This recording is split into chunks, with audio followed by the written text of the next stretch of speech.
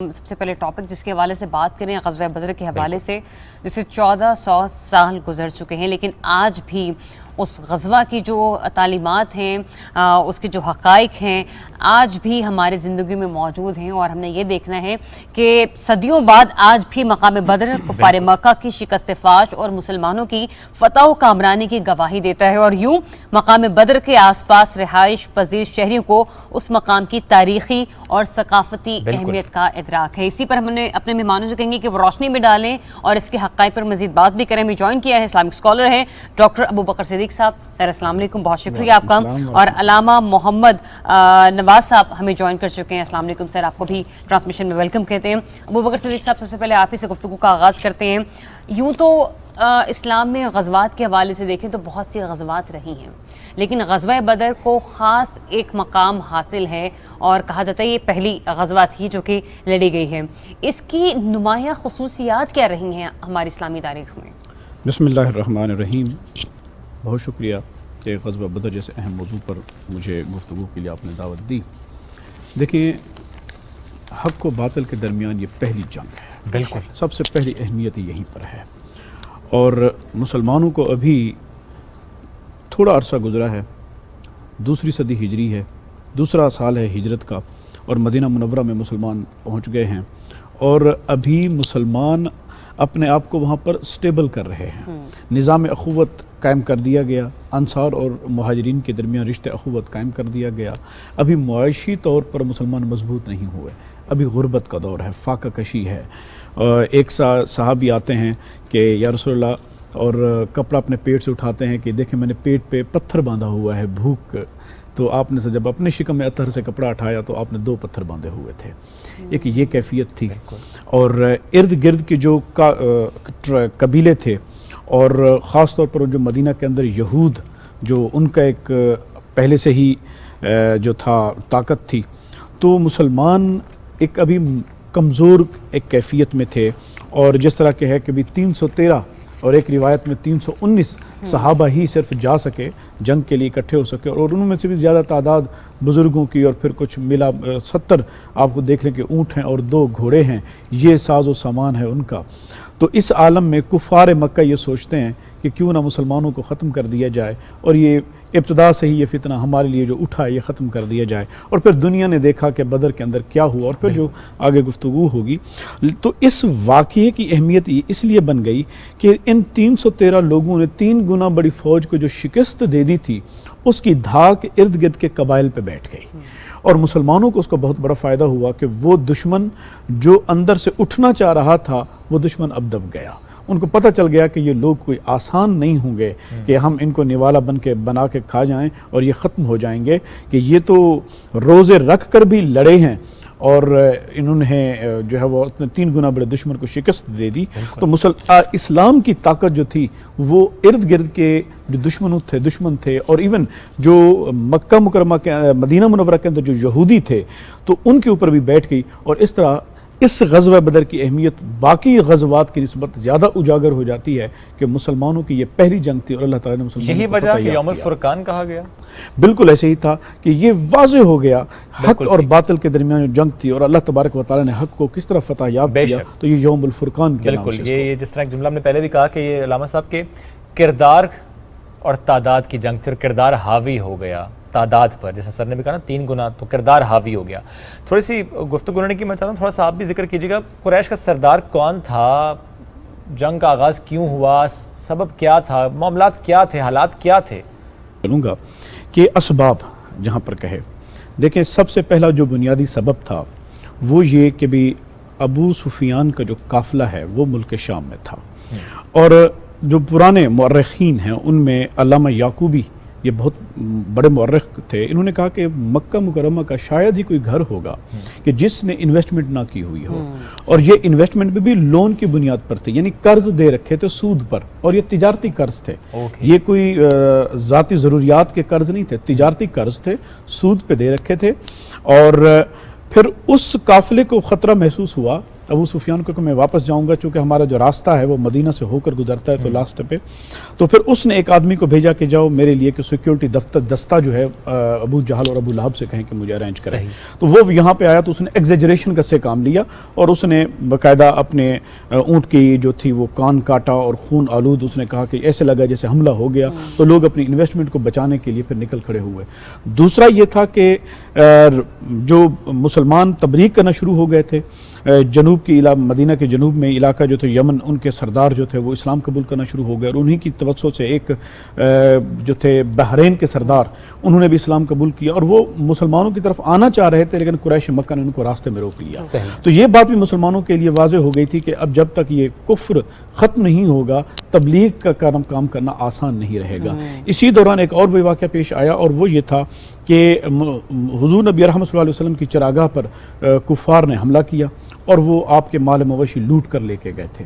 और फिर हुज़ूर नबी रहमत सल्लल्लाहु अलैहि वसल्लम ने हज़रत अब्दुल्ला बिन जहश की क़ियादत में 12 सहाबा कराम पर मुश्तमिल एक दस्ता भेजा कि जाएं और ज़रा कुफ़ार की नकल हरकत के ऊपर आप ज़रा देख के आएँ। तो वो गए और रास्ते में कोई कुरैश मक्का का काफ़िला मिल गया, तो उनके साथ वहाँ पर मुठभीड़ हो गई और वहाँ लोग कुछ भाग गए, 2 कैदी हुए और एक उमर अल हदरमी जो था, उमर बिन अल हदरमी, वो कत्ल हो गया।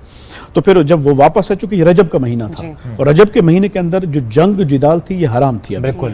तो फिर इस वजह से हुजूर नबी रहमत सल्लल्लाहु अलैहि वसल्लम ने इस चीज़ को नापसंद फरमाया और आपने उनकी दियत का भी इंतज़ाम आपने किया, जो कुफ़ार कैद हुए थे उनको भी आज़ाद कर दिया।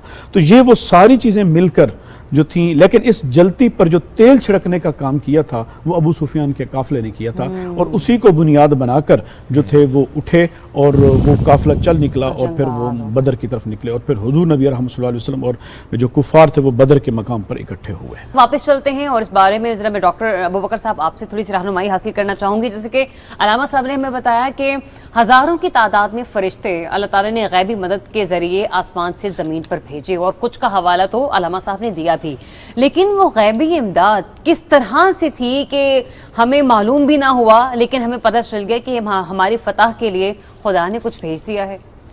जिस तरह हुजूर नबी रहमत सल्लल्लाहु अलैहि वसल्लम आप अरीश पे तशरीफ़ फरमा थे और आपने दुआ की और दुआ को कबूलियत मिली, तो फिर हुजूर नबी रहमत सल्लल्लाहु अलैहि वसल्लम ने ये हजूर ज़ियाउल उम्मत जस्टिस पीर मोहम्मद करम शाह साहब ने रहमतुल्लाह अलैह ने अपनी किताब ज़ियाउल नबी शरीफ में इस हदीस को ज़िक्र किया। तो वो कहते हैं कि हुजूर नबी रहमत सल्लल्लाहु अलैहि वसल्लम ने खिताब फरमाया हज़रत सैयदना सिद्दीक़ अकबर को कि ऐ सिद्दीक़ देखो आसमान की तरफ। आपने इशारा करके कहा कि देखो आसमान की तरफ कि मुझे जिब्रील अमीन जर्द अमामे के साथ घोड़े पे वो सवार फरिश्तों के साथ आसमान और ज़मीन के दरमियान वो हमारे हुक्म के मुंतज़िर हैं और उतरने को तैयार हैं।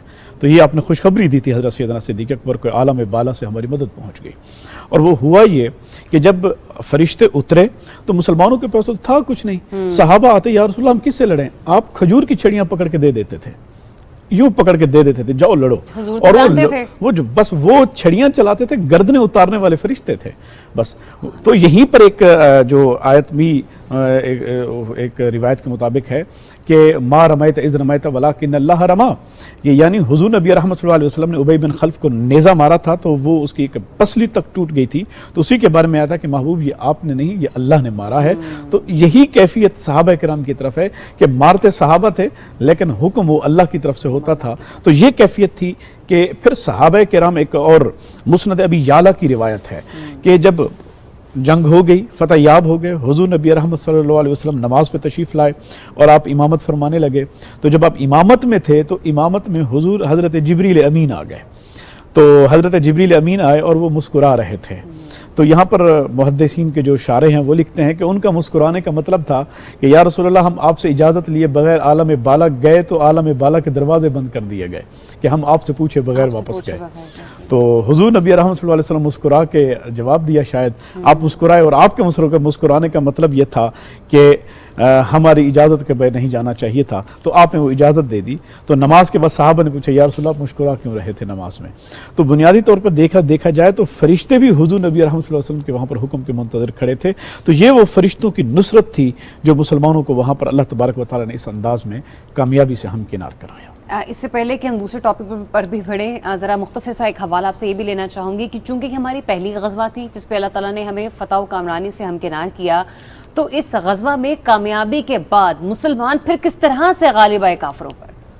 इस कामयाबी के इस बाद कामयाबी के बाद। मुसलमान जब हुजूर नबी अकरम सल्लल्लाहु अलैहि वसल्लम ने सहाबा किराम को भेज दिया कि जाओ अहले मदीना को खबर कर दो, तो गए और तकबीर और तहलील शुरू हो गई, अल्लाह अकबर के नारे गूंज उठे और मुसलमान जो थे वो मजबूत हो गए। अब इर्द गिर्द के कबाइल भी आराम से मुसलमानों की तरफ जो थे वो इस्लाम कबूल करने लगे। हुजूर नबी अकरम सल्लल्लाहु अलैहि वसल्लम ने खतूत भी भेजे दीगर बादशाहों की तरफ के आओ इस्लाम कबूल कर लो, और बहरैन के सरबराह ने इस्लाम कबूल किया, मुख्तलिफ रियासतों के सरबराह ने इस्लाम कबूल किया, और इस तरह मुसलमान जो थे अब वो ताकत पकड़ गए थे और इर्द गिर्द के कबाइल ने भी इस्लाम कबूल कर लिया था। ये पहली जंग थी जिसने मुसलमानों की कुव्वत की बुनियाद डाली, और फिर उसके बाद जितने भी गज़वात आए अल्हम्दुलिल्लाह मुसलमान उनमें ताकतवर थे और मजबूत थे। माशाअल्लाह। डॉक्टर अबू बकर साहब, यहाँ तो मैंने राज़दार नबी के हवाले से अल्लामा साहब से गुफ्तगू की, किस कदर ये बाइस से मैं कहूँगी कि इस मतलब इनके कि एक इतना बड़ा शर्फ आपको हासिल होना कि हुजूर अकरम सल्लल्लाहु अलैहि वसल्लम ने अपने ज़िंदगी के आखिरी आयाम आपके साथ गुजारे, ये कितना बड़ा शर्फ था। लेकिन फ़ज़ीलत सैयदा आयशा सिद्दीक़ा और दीगर अज़वाज मुतहरात कुरान मजीद में अल्लाह ताला ने इरशाद फरमाया, या निसा अन्नबी लस्तुन्न का अहद मिनन निसा, ए मेरे महबूब की बीवियों तुम दुनिया की किसी भी औरत की तरह नहीं हो। ये कमाल का एक एजाज़ था कि उन्हें निस्बत रिसालत मआब सल्लल्लाहु अलैहि वसल्लम, ज़ौजियत रिसालत मआब मैसर आ गई थी। और फिर हज़रत आयशा सिद्दीक़ा का कम सिनी में आना, इसके अंदर भी बहुत ज़्यादा हिकमतें हैं, और वो हिकमतें ये थी कि हुज़ूर नबी रहमत सल्लल्लाहु अलैहि वसल्लम के दोस्त वो बाहर की ज़िंदगी आपको बता रहे हैं, और दीगर अज़वाज मुतहरात उन्होंने घर की ज़िंदगी बताई, लेकिन उनका चूँकि हुज़ूर नबी रहमत सल्लल्लाहु अलैहि वसल्लम के साथ अरसा कम गुजरा तो इस वजह से वो, लेकिन हज़रत सैयदा आयशा सिद्दीक़ा चूँकि हुज़ूर नबी रहमत सल्लल्लाहु अलैहि वसल्लम के साथ रहीं, ज़्यादा सफ़रों में भी रहीं, और फिर आपकी वफ़ात के दुनिया से विसाल फरमाने के बाद भी 47 साल तक आप बाकायदे हयात रहीं, और फिर हुज़ूर नबी रहमत सल्लल्लाहु अलैहि वसल्लम की ज़िंदगी के वो पहलू जो उम्मत और दूसरी अज़वाज मुतहरात के पास नहीं थे वो भी आप ही के ज़रिए से उम्मत तक आए।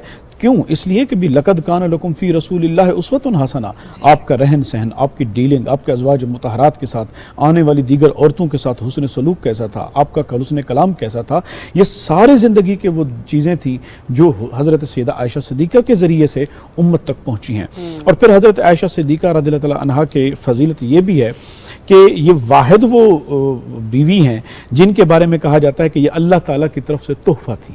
कि सरकार ने फरमाया कि मैंने ख्वाब देखा और ख्वाब में ये देखा कि जिब्रील अमीन आए और लिहाफों में लिपटा हुआ एक गिफ्ट लेके आए, कहा कि ये अल्लाह की तरफ से आपकी तरफ तोहफा आया है। आपने फरमाया मैंने वो लिहाफ दर लिहाफ लिपटा हुआ था, मैं लिहाफ से खोलता गया तो उनमें से आयशा निकली।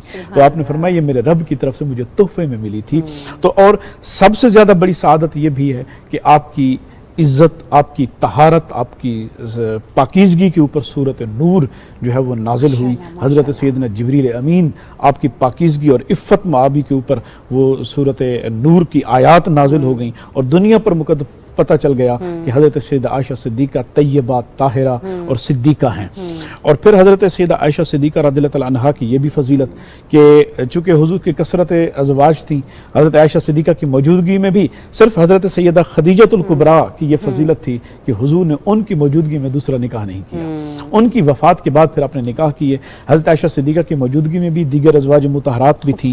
तो बाज़ औक़ात होता है कि अज़वाज मुतहरात अज़वाज जो थी वो एक दूसरे के थोड़ी सी शिकवे शिकायत, या रसूल अल्लाह टाइम मुझे मिलना था, तो इस तरह का अगरचे नहीं सरकार तो अदल और इंसाफ का पैमाना था, तो आप फिर अक्सर फरमाते थे ला तुज़ीनी बी आयशा, मुझे आयशा की शिकायतें करके आयशा की तकलीफ़ न दो, मुझे बहुत तकलीफ़ होती है। और फिर आपने ये भी इरशाद फरमाया कि आयशा की जो मेरे मोहब्बत में, मेरे दिल में जो मोहब्बत है वो अल्लाह ने डाली है, और इस बारे में मैं मजबूर हूँ, मैं कुछ भी नहीं कर सकता। ठीक, अबू बकर साहब, और आपसे भी मैं मुख्तसर सा कमेंट यहाँ पे लेना चाहूँगी। हमारे यहाँ जब भी हम लोग मामला देखते हैं मियाँ बीवी के, और कहा यह जाता है कि मेंटली कंपेटेबिलिटी नहीं है। हुजूर अकरम सल्लल्लाहु अलैहि वसल्लम की सीरत तैयबा को हम देखें तो वहाँ पे कमसिन अज़वाज भी हैं रही हैं, और वहाँ पर आपसे उम्र में बड़ी भी रही हैं। ये आप हमारी ख़वातीन को, हम बेटियों को, बहनों को क्या मैसेज देंगे? मैं मुख्तसर सा कमेंट आप दोनों से लेना चाहूँगा। मुख्तसर सा ये है कि हम अज़वाज मुतहरात के रवैये को भी देखते हैं और हुज़ूर नबी अकरम सल्लल्लाहु अलैहि वसल्लम के आपके शफ़ीकाना मुशफ़िकाना रवैये को भी देखते हैं। एक वक्त ऐसा भी आया कि अल्लाह ने इंतखाब दे दिया, या तो मेरे महबूब को चुन लो या फिर दुनिया की दौलत को चुन लो। तो साहब अज़वाज मुतहरात ने कहा हम दुनिया की दौलत को नहीं चुनती, चाहे आपको तकलीफ ना हो, वही तो पूरी दुनिया है, वही हम आप ही का इंतखाब करती हैं, तो फिर हुजूर नबी रहमत सल्लल्लाहु अलैहि वसल्लम ने कभी भी आपने अपनी अज़वाज मुतहरात को डांटा नहीं, आपने कभी उनके साथ सूए अखलाक से पेश नहीं आए, अखलाक हसना से पेश आए, बर्दाश्त, तहम्मुल, ये दुनिया